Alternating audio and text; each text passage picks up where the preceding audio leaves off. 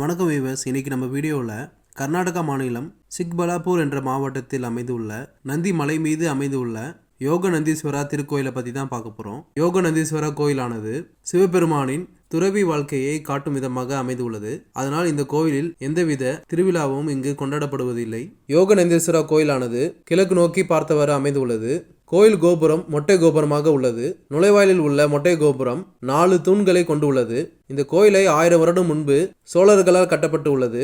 இந்த கோயில் முழுவதும் சோழர்களின் அழகான சிற்பங்களை பார்க்கலாம். இந்த கோவிலில் ஒரு இடத்தில் நாகர் சிலைகள், நந்தி சிலைகள் வைத்திருப்பதை காணலாம். இந்த கோயில் உள்ள அழகான ஒரு திருக்குளம் அமைந்துள்ளது. இந்த கோயிலில் சிவபெருமான் யோக நந்தீஸ்வரராக காட்சியளிக்கிறார்.